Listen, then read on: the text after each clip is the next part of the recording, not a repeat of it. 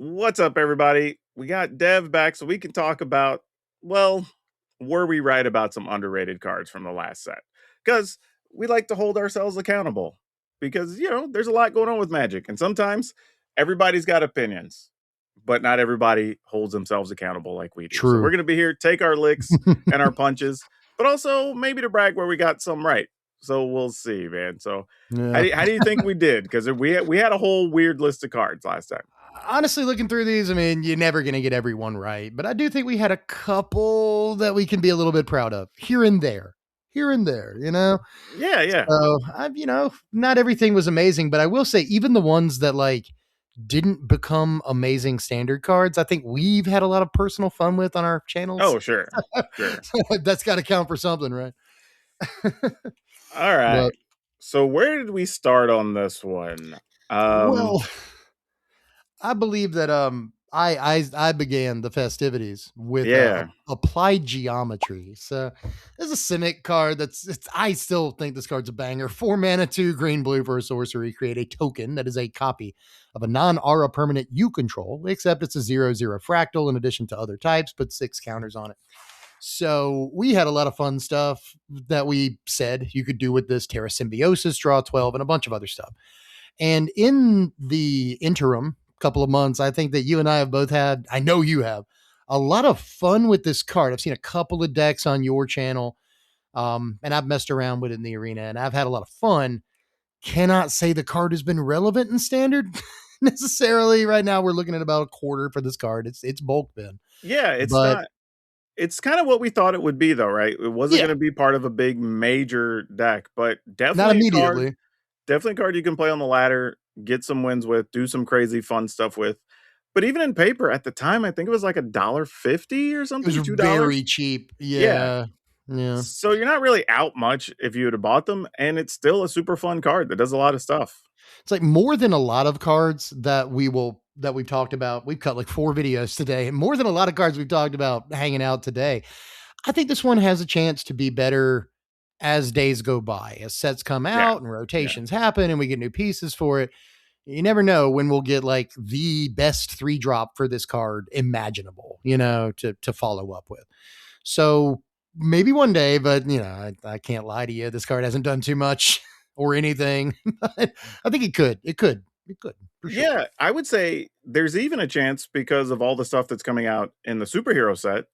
Blue-green wants stuff that's putting counters on things. Yeah, man. Yeah, it's a big thing right now. Just saying. It's an opportunity there. That's all. And the fact 2 or that 3 sets, it can counter or copy almost anything is what also makes it crazy. Yep. A non-aura permanent, just a permanent. I mean, you can copy a land if you want, put 6 counters on it. That's pretty hot. Yep. You can if you want to. So I don't know. I just don't know if people haven't explored it enough or if we're waiting on a piece, but this one still has a fair amount of potential, which I won't say about all the cards today, but sure. I don't know. I still got a crush on this card, I guess. Something about it, man. It's fun. I get it. I don't blame anybody who wants to play this card. And especially if you're going to try it in paper, you can get a play set for like $1.25. Yeah. Like why not take a shot on it? Right. If your shop still has an F&M and like the people up there aren't the richest people in the world, like I think it might be fun to build like a little applied geometry F&M build, but I'm talking to like 4 people right now. I have a couple of decks on the channel that did quite well, even on Arena on the ladder with them. So yeah, if you want to play it, there's a spot for it for sure. Yeah, I saw you do a video really early in the season with it, and you did that you were rocking face with that particular deck. Yeah, but I'll say that about a few of these cards. Yeah, a couple days ago, that was good too. I hadn't peeped that one yet. Check that out. That card is strong. The card's got a lot of stuff you can do, but it's standard. We're talking about standard's modern right now, so it's just you can't. Sure. But with that said, another 4-drop actually for your next pick. What's that? Yeah, I guess standard's at least like old extended, maybe. Yeah, something like that. Right. Yeah. So this is one that. Oh, I know what happened. We talked about this because it was still pricey. They didn't quite qualify for the underrated, but made my list because it was the Emeritus that I thought had the chance to hold its value the best because people weren't talking about it as much as they were talking about the other ones, which if you watch our overrated list, you should probably go watch that video. we were right on the ones that we told people weren't going to hold their value and weren't going to get played. Yeah. However, this one, yeah, like is still like $20. Yes, so Uncle Dragon was right. I'm telling you. Gotta listen. I'm not as crazy as I look sometimes. But yeah, so Emeritus of Woe, it's 4 mana, 3 and a black for a 5/4 vampire warlock. It enters prepared. And at the beginning of your end step, if 2 or more creatures died this turn, it becomes prepared again. And you can demonic tutor, which is just 2 mana, go search for a card from your library. Yeah, the thing is, it's already a sizable body, right? On a cheap cost. So still playable, even if you never tutor for anything, right? It's a 5/4 that your opponent always wants to kill because they don't want you going and getting your best card in that scenario for 2 mana. But it's always good in Commander, right? If you're playing black, great. I get a 5/4 and next turn I get to go demonic tutor. Yep. Right? Like this, it's the worst thing that's going to happen. Or if I have 6 mana, I just do it all in the same turn. Like, who cares? But yeah, the value of this didn't come down much. You know, you're talking about where the others lost in some cases close to 90% of their value, 80% of their value. This one lost probably about 30 to 40%, depending on where you bought in at the peak. You know? I want to say that there was a point this card before release was right around like 22. And now it's like 18. So it lost almost no real value over time. Yeah. That's surprising. Of all of them, this is the one that's always going to be good, both because of the cost for the size of the body you're getting. Rarely going to be bad ever. And then demonic tutor, you're always going to just go get the best thing, right? You're going to go get whatever your answer is. Like, this card's never going to be bad. Do I think we're at the floor on this card at, $15 to $18? Like, close. We might be able to go another couple of dollars lower. If this card ever hits $10, I'd be really surprised. I don't think it's going to ever get that low. No. I think we're close to the floor on this card. And makes sense. Like, this card's still good, still playable. So while everybody's like, well, it already has a high price tag. I was like, yeah, but this is one I thought could be even more in the future. Yeah. So yeah, wasn't too upset about that. But then the actual card we decided to put on the list to talk about that was at least undervalued or whatever, turned out to be valued properly, was Aziza, Mage Tower Captain. A red and a white for a 2/2 Djinn Sorcerer, and then whenever you cast an enter sorcery spell, you can tap 3 untapped creatures you control. If you do, copy that spell. You can choose new targets for the copy. Yeah, this one, it was just, hey, it's a fun card. If the format worked out right, then sure, maybe you can do some stuff. But it ended up being about what we thought, right? Yeah, it's just the format's not super conducive to a card that not only like it's a creature that does a thing, but like you have to have other creatures on the table. We're trying to kill Badger Moles and Storm Chasers talent tokens and stuff like that on turn 1 and 2. So there's a lot of small ball removal going around. It's just not very easy to have a bunch of dudes on the table. But in Commander, let me just throw this out. Yeah. This is popular. It's popular on the EDA Trek build page. But I've built both a real, quote unquote, real Commander deck around this, and it was in the 5 for 25. It was in the 5 for 25 video. You can make an incredibly good cheap Commander deck around this lady. This is what, 35 cents or something like that right now? Yeah, like 50 cents or less. Yeah, I mean, like, as far as like the commanders you can build out of this set, that is some of the absolute best value. Like, if you haven't ordered a copy of the card and build something around it, do it, because like card's really, really, really fun in that format. But again, just standards hostile to exactly this kind of card. Yeah, and we figured that was going to be a possibility even when we were talking about it. But yeah, it was so low. You're not really out a bunch of money. And like you're saying, in fact, if you want to play it in Commander, it's still a great card to have in Commander, right? Just fantastic Commander. Getting to copy all your spells, awesome. Copying your big scores and your helixes, especially your big scores, because you don't have to discard the extra card. But just like your helixes and stuff, like this is a really fun card. I played it in Commander a couple of times. Great there, not a standard card. It looks like it could be, right? Oh, a 2 mana creature, cheap to play with copy spells. That's fantastic, but just not right now. Not right now. Yeah. It's one we wanted big things for. Not even big things. We just wanted medium things for. And we just couldn't get there. We didn't even get those, right? Yep. But I think maybe my only real hit, but I'll call this a hit, is a Skycoach Conductor over here. 3 mana, 2 and a blue for a 2/3 bird pilot with flash, flying, and vigilance. Those are some keywords. that enters prepared to cast all aboard a single blue mana for an instant, exile a non-pilot you control, return it to the battlefield under its owner's control. So you get a sort of ephemerate on a flash body.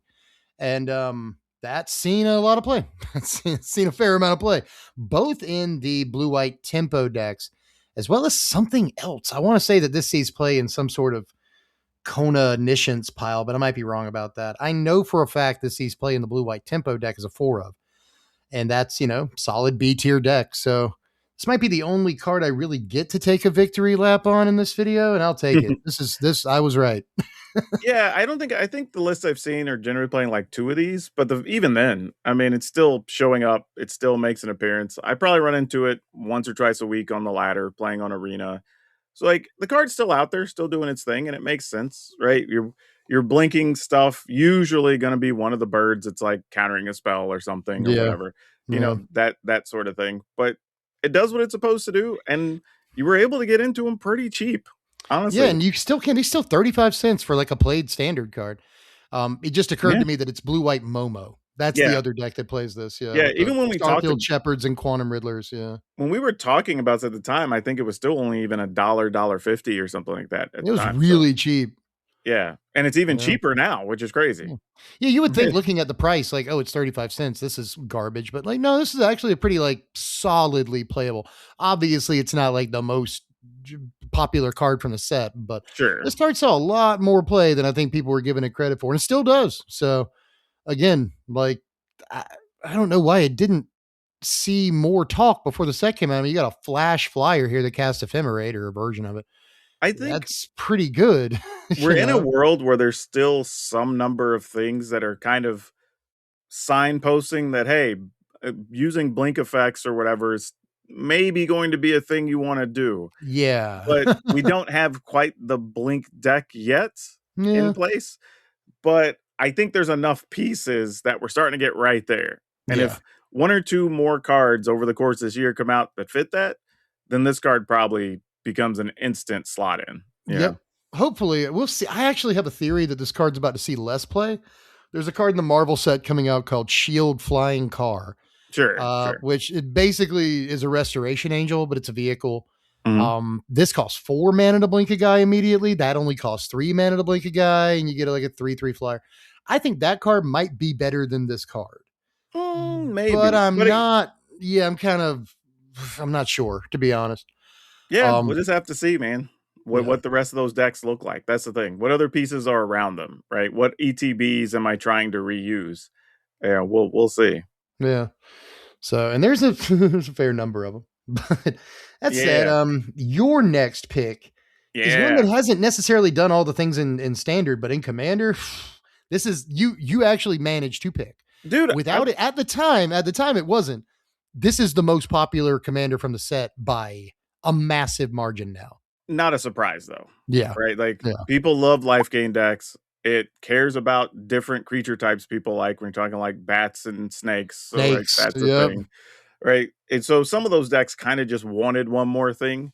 And we do see this on the Arena ladder probably once or twice a week. People playing some Abzan, life gain, whatever. So like, this made a lot of sense. And again, it was a card. I think we talked about it. It was like $2. Yeah. Card was cheap. Yeah. Super cheap. And even now it's even cheaper, 75 cents or something. If you want them now, they're even cheaper. So yeah, nothing wrong with this. I think this was the perfect type of underrated card where it was cheap to get your hands on. The decks it shows up in are regular. People like playing it. It's popular in Commander. It's a reasonable deck to play on the standard ladder. Like nothing to hate on this card, honestly. Nothing. I mean, I wish that it were slightly more, I guess, powerful in standard, but you still win games with it. It's such a cool card. Like the whole time it's in standard, you're going to have to be, looking at the bats and the insects and the spiders that come out, especially if we see any that do like, okay, a spider comes out that's playable and also cares about gaining life. It's like, okay, well, Blech maybe is good now, So or cares about +1/+1 counters. Exactly. Yeah. Exactly. So if it just cares about those, then like also works with Blech. I really like this because, it's like an Ajani's Pride made for all your guys in a way. And it's in green black, a color that cares, or at least the green cares a lot more about counters typically. So I loved this card. I still love this card. Another one of my favorite commanders from the set. If you look this up on EDHREC, it's actually number 267 out of every commander on the site. And there's over 8,500 decks. That's how much people enjoy this. Yeah, it doesn't So surprise me. yeah, I would say that, underrated doesn't always mean like, oh, this is going to murder standard.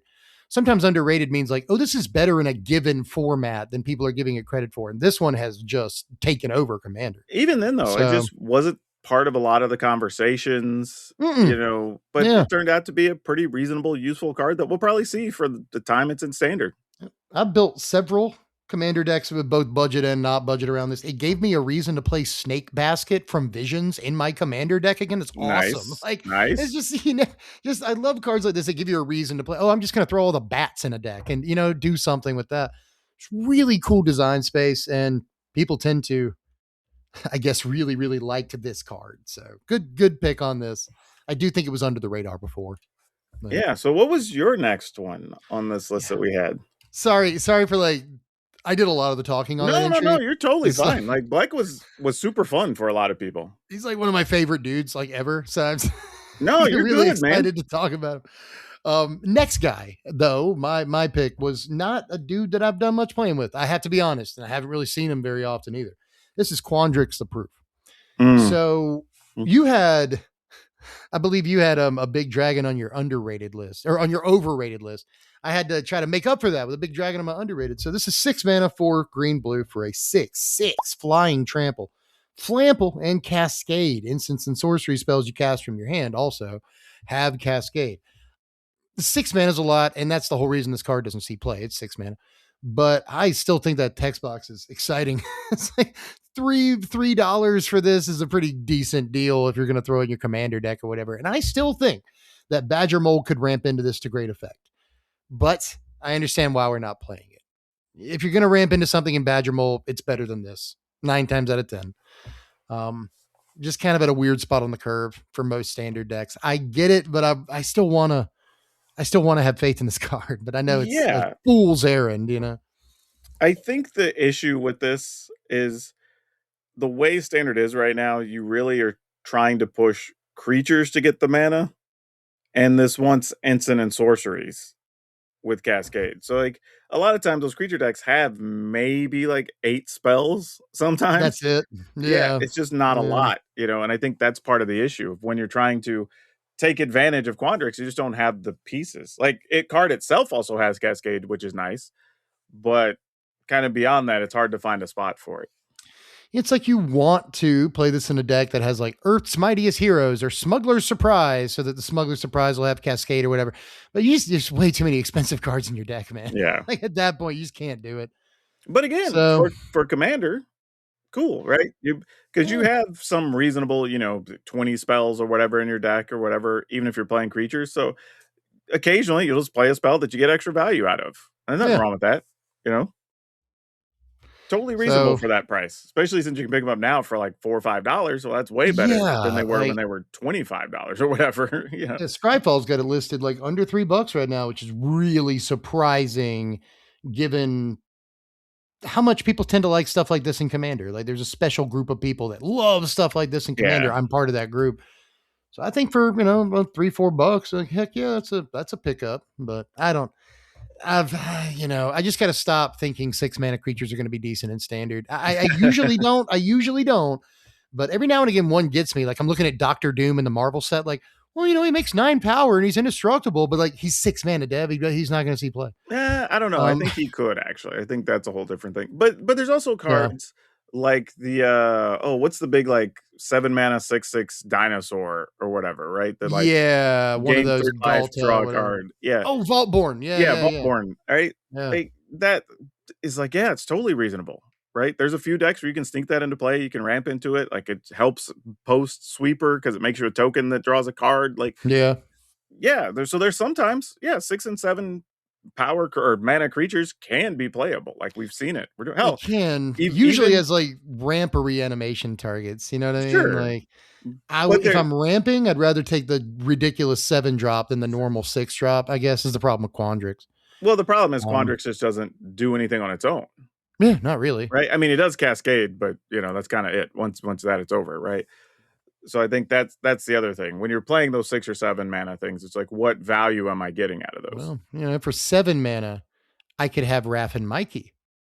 Yeah. Raph and Mikey is, it's a larger creature. It attacks the turn it comes into play. It also puts something huge on the table, tapped and attacking. Like, it's probably better than this for Sure. 1 mana more. You know what I mean? So, But it's also like, for 5 mana, you have all the other dragons you can play. yeah. At 6, you even have Calamity if you want to copy something and do a Yeah. thing, right? Yeah. There's a lot of other just cool stuff that has bigger abilities and bigger Then effects. right, then just Cascade. Yeah. And like you might whiff sort of, like you'll get something, but it might not be a 2 mana thing, right? Yeah, you get a Badger Mole or whatever, right? Right, exactly. So especially in that day, if you are putting it in Badger Mole, it's like, oh, I hit a Gene Pollinator, I hit a Lana Orioles. Like, who cares? You know what I mean? So yeah, but it's tough. It's tough. I want him to be something, but I understand why he's not. Moving on. Yeah, my next one was fun. This was a cool guy. Fun. Yeah, and it actually has seen a little bit of play, which was kind of nice. Mm-hmm. But yeah, Moseo's Veins New Dawn, or New Dean, I should say. Yeah, it's hard. They trying to trip you up with the rhyming scheme on this one. Yeah. 2 and a black for a 2/1 Bird Skeleton Warlock. It has flying. When it enters, create a 1/1 black and green pest token. Whenever it attacks, you gain a life. And then at the beginning of your end step, if you gained life this turn, return up to 1 target creature card with mana value X or less, where X is the amount of life you gained that turn. Yep. This just does a lot, man, for 3 mana. Hell yeah. I've had more fun with this than Grave Researcher. Yeah, for sure. For sure. Well, I mean, the card itself flies. You get an additional 1/1. You get a built-in way to gain at least a minimal amount of life. So you can get back, I don't know, Lana War Elves or whatever stupid early creatures if you find nothing else to gain life with. But it also pairs with stuff like Blech or whatever else, right? Yep. Like, pairs really nicely with Blech. Yeah, so there's just lots of cool stuff this card can do. And I've even seen it just as a 2 of in some of the like black-white life gain decks. Yeah, the Delian Fell mid-range decks. Mm-hmm. I think it's literally 1 time, but I have seen a 2 of this card as part of those builds. Sure. Because you plus Delian Fell, you gain some life and you get a nerd back from your graveyard EOT. So it's not like the card has seen no play. The card has shown up every now and again. You know? Every now and again. It's cheap, right? It was cheap when we talked about it. I think it was like $2 or something. Yeah. $2 or $3. And even now it's still like $1.50, $2. So like, yeah, like Skycoach Conductor is played. That's 35 cents. Blech is like the most popular commander in the set. It's like 75 cents. This actually held more value than a lot of the cards we've looked at. Yeah. Can't tell you why. Well, I guess in a way, this has shown up in probably more competitive decks. So maybe that's pushing it a little bit, but you're not talking about a drastic difference. It's a $1 difference. Yeah. No. I do think a lot of, if you're playing Blech, you play the card in Commander. But, like you said, if you're playing like Amalia in Commander, like black-white life gain or something, you play the card there too. Just basically every life gain build that you would put Sanguine Bond, Veto, like these life gain black cards, all those builds, you play this card. And it's worth noting too that it can get a Veto back from your yard or anything like that, Exactly. Very easily. So yeah, card is pretty bomb in Commander life gain decks. So yeah, I'm not surprised. I'm not surprised that the card held some value. We put it that way. Yeah, and it's another card I think is just going to be around for a long time, right? It's going to be a commander card. If you're doing any black life gain, whatever, it's going to be a card people always want to play with. And it's always going to have some spot to be around in standard. As long as there's some amount of life gain, this card will be a possibility for a 1 or 2 of in a lot of those decks. So yeah, I don't hate that at all. It was a good call. The next one, I think we took a little bit of a shot in the dark. Yeah, just a little bit. I'm going to check something. Yeah, that's what I thought. Okay, so my pick was Dina's Guidance. Now, this is a tutor, a solid tutor, 3 mana in Golgari for an instant. Search your library for a creature, reveal it, hand graveyard, then shuffle. So you can even entomb it. You can throw it in your graveyard if you'd rather do that. Really, really neat.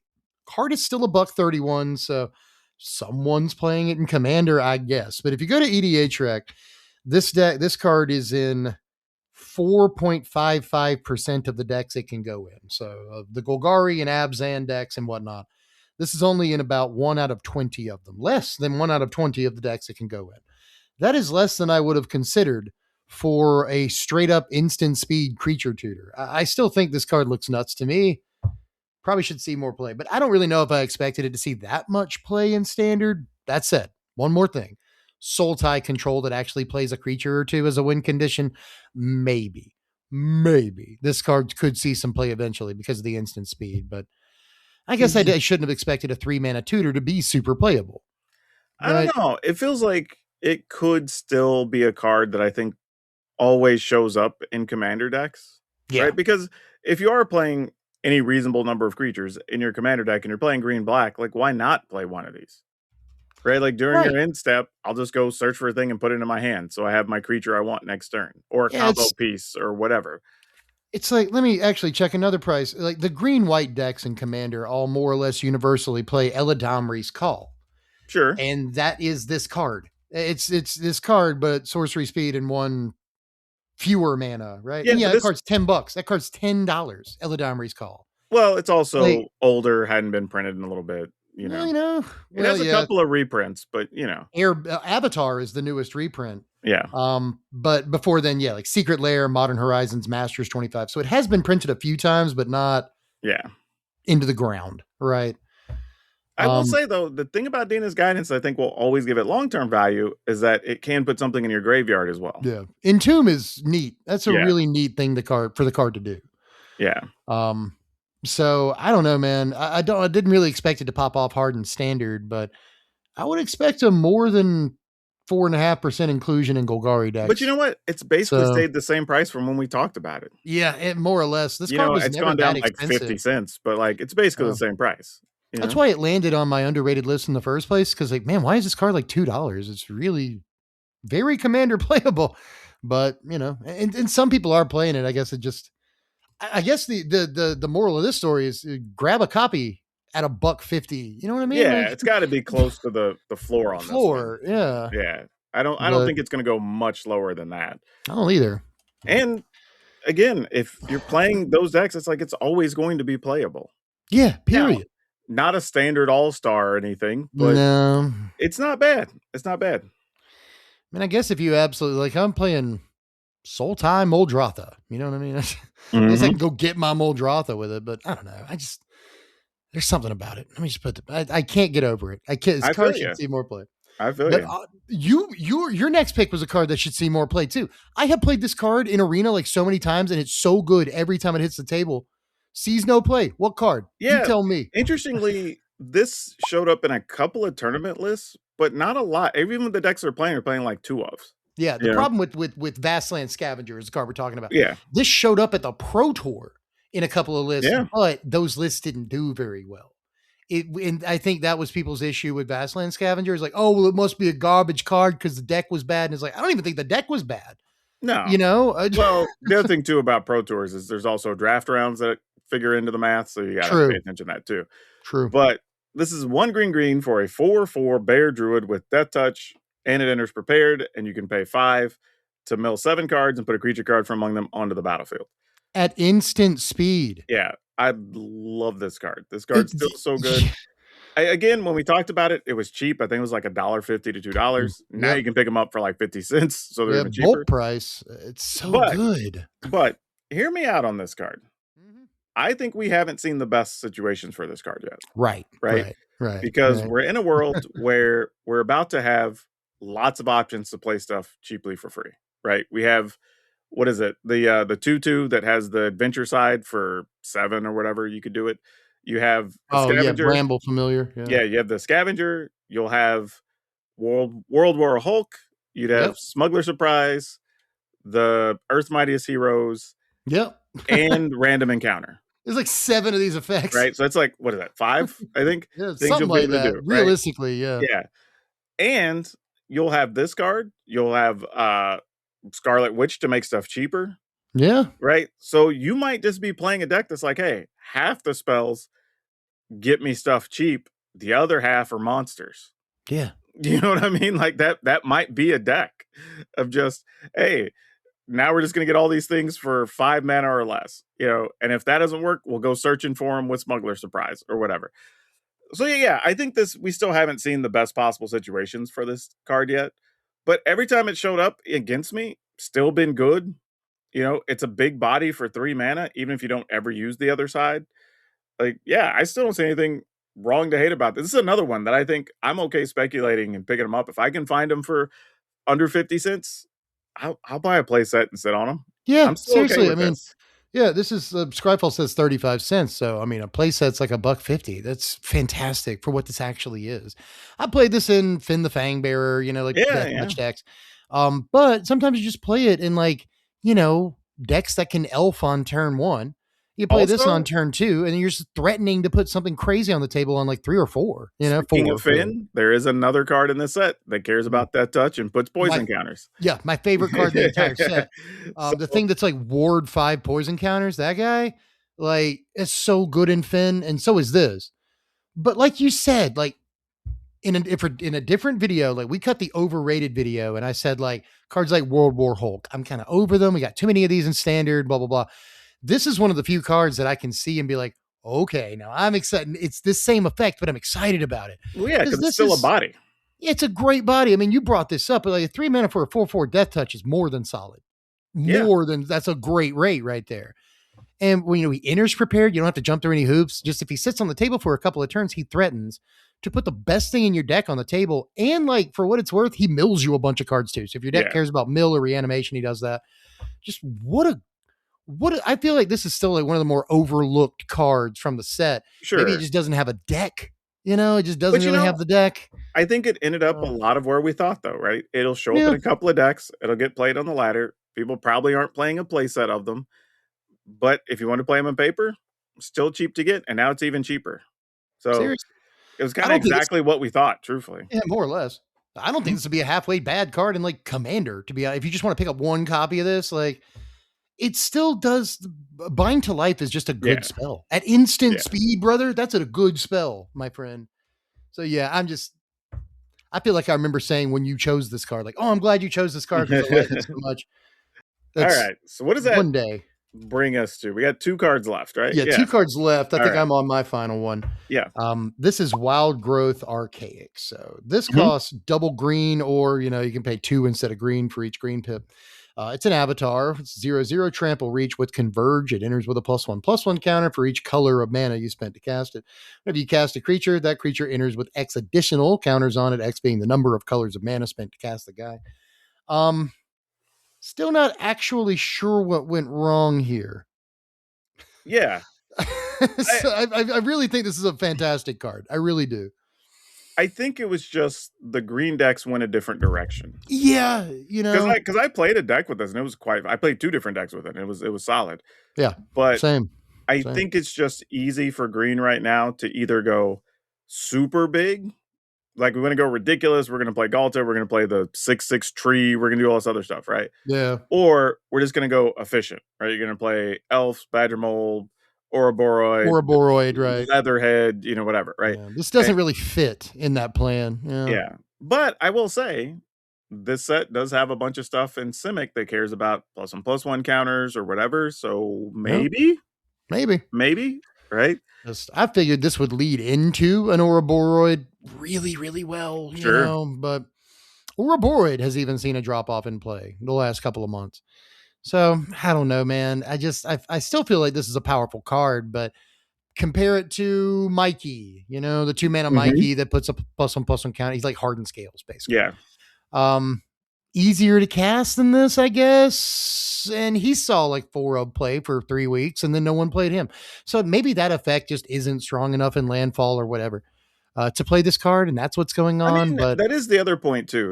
The decks that are doing quirky things in green are more of the landfall variety, right? Like right, you're using Ice Tail Explorer, you're doubling the power of things, right? And some of these cards just don't fit into that, yeah, you know? yeah. It's like right now, one of the reasons that Ouroboros has fallen out of favor is because those green landfall decks use Mightform Harmonizer in the 4-drop Yeah. slot. And if you're doing that, you just don't really care about counters as much. You cut Michelangelo, and you don't play cards like this.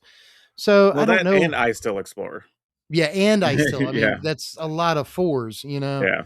So maybe that's part of the problem too. I want the card to be something. And this is another one where I think like maybe one day it can be something, but for now, they hadn't really Yeah. done much. I'm with you. I think it's the type of card that can still do something. I don't think we've seen the end of the card, but I just don't think it's the way a lot of the green decks are going for efficiency. But what's Yeah. funny is I think you could probably still build a quality green deck that's more budget friendly if you're playing in paper using Yeah. that than, like we're saying, the Ouroboros or the Isil Explorers or whatever, that are all super expensive right now. Very expensive. Yeah. Yeah. It's just like after a turn one Saz's Chocobo. This looks like it's like any deck that has a bunch of counters is what I'm saying. Like this looks okay. And obviously decks with Saz's Chocobo, Bristly Bill, Moss Form, Hydra, whatever it is. Yeah. Like, there's things, but just not quite there, I guess. I will say in Commander, I think that this last line of text on the card is worth 40 cents. Oh, Like, yeah, sure. that's a great price for that last line of text. I have just a 2-color +1/+1 counters deck, and I play the card. Right. Even if you play it for 3 mana, like, it's at least it's a larger creature at that point. Yeah. But literally everything is getting an extra counter or 2. So I'm just like, at least. Why not? Yeah. Even if the creature you play is monocolored, it still gets an extra counter. Exactly. Like, that's pretty good. So I think if you're playing green and +1/+1 counters deck, you should definitely play it. Right. Yeah. So I mean, maybe one day this will catch on, but it hasn't yet. That said, the final card that we have to talk about is another card like that, a card that I feel like could catch on. I have seen you specifically do some incredibly wild stuff on your channel with this card. Yeah. What is it? But I think while I had fun with it, I think it is gimmicky, but it's fix what's broken. 2 white, black. As initial cost to cast it, you pay X life and then return all artifacts and creature cards mana value X from a graveyard to the battlefield. I think it's squarely in the home of, if something competitive comes up with it, it's going to be one deck, right? It's not something we're going to play a lot of, unfortunately. It does have the upside of being able to be used with artifacts and creatures, which I like. Yeah. But I think an interesting thing about the card, and something I want to explore, is that we've only really seen people try it with 5 through 9. Right? I think I've done 7 and I've done 5 as the number that I've seen you do 5 where you get like a bunch of Terror of the Peaks and stuff out of your yard. Yeah, like but that was amazing. What if we did it with 3? Yeah. Right? Yeah. There's a lot of stuff. And I think by also doing that, you can make the deck more efficient because there's more things you can just cast, right? Yeah. Instead of having to play all the cards, just get stuff in your graveyard. Like you can just do normal stuff and then get a big payoff. Yeah, Terse or Light Shatter puts a couple of cards in your yard and is also a 3-drop creature that's halfway playable. Haste, right? Like something like that. I could see it. So I think that's the thing. But realistically, I think we talked about the card. It was either $1.50 or $2, something like that. Yeah, the card was really cheap. Yeah, it was around the $2 range. And now you can pick them up for 50 cents. I've got 32 cents on Scryfall. Yeah. For another, and I feel like I have to say this, another card that's like pretty commander playable. You start with 40 life. Like, you know what I mean? That seems okay, but your opponent wipes the board and you're like, I'm going to pay 6. Let me get back these 3 monsters. All the big boys, right? Yeah.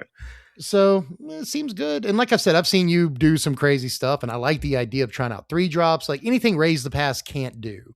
Yeah. You try to do with this card, I think as a whole, though, it is just gimmicky.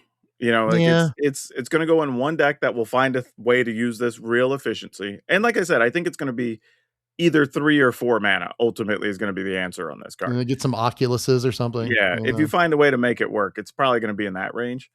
But that's probably it. I think it's still relegated to just a single deck. It'll be fun when it works, but that's probably it. I don't think we can expect much more out of it, realistically. I guess especially you've played with the card a few times by now, so yeah. I guess you're more able to like recognize the limitations. It's like you don't always have that much life on whatever turn you're casting the card, and it's. Well, I've even played against it on the ladder. Once I realized what they were doing, I'm like, oh, I just have to get them down to less than 8. Yeah, right. Exactly. And it's like, okay, well now they can't even cast their card. So you're trying to get like summon Bahamut's out of the yard with this. Like, that's a dangerous game, So, and that's why I'm thinking if it works, it's really a 3 or 4, not a 5+. I think it's supposed to be like a massive reanimate. Yeah. Literally the spell reanimate, right? But it just it turns out for 4 mana that's way worse because you're on turn 4 at least, and you could almost be dead in standard by that point. Sure, but and besides that, you have to resolve the card. And some decks don't let you do that. So, but I get the limitations, but like, damn, that's all I'm going to say is just like, I think we get the right 3-drops in standard. this Yeah. starts to look a little better. But you know what, though? I don't think I hate any of the picks overall. I think No, they were all reasonable. They all had good sound logic, and a fair amount of them are still seeing some amount of play either in standard or commander. or commander. So I think that was actually really cool. The couple of misses were just like, format doesn't make sense for them. Whether we're talking about Wildgrowth or Archaic or, fix what's broken, there's just not a spot for them right now. And that's okay. It's like, honestly, my favorite thing about this underrated list is that I feel like more than like any underrated list we've done for the past like 3 years, we were like, well, at least this card was fun. We had a lot of fun with this and this and this and this. It like proves Secrets of Strixhaven was a fun set. It was solid. We had a lot of cool stuff to do with cards from that set. At the end of the day, that's all I really want. Like, I don't need every card to be competitively viable. I just want to build cool decks. And like most of these we're able to do that with. And that's a success. I think overall, of all of them we've done, I feel like this list, if somebody would have picked these up, you still have cards you can play and use somewhere. Yeah, somewhere. And so at least, have the time of your life on a Saturday night, Yeah. So yeah, not too bad. This was a fun one. But everybody probably has other cards that were underrated that we probably didn't talk about or whatever. So let us know in the comments. There's probably something that you missed this card, or you didn't talk about this, or this turned out to be really fun that nobody talks about. Like, there's probably something that we missed, but when we're not doing fun stuff here, Dev, where can they find you? You can find me over at Strictly Better MTG, but that's a lot of words and they're long. So just put in SBMTG in your YouTube search bar. Not enough people use the YouTube search bar anymore. Do it. You'll a wealth of information. SBMTG, 5 letters is all it takes to get to the second best Magic channel on the internet next to this guy right here. I don't know about that. You're doing pretty well over there. Thank you. Yeah, we just got the sleepers list done. For the newest set, the Marvel set over on my channel. Go check that out.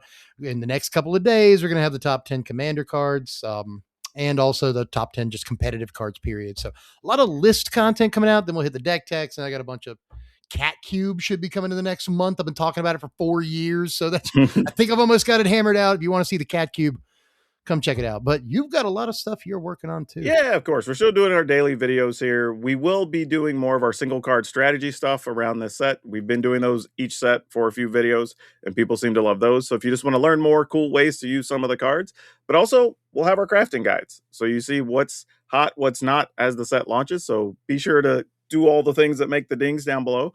So that way you don't miss those next week when they go live. But as always, I'm PowrDragn. That's Dev. Remember to be awesome and be awesome to each other.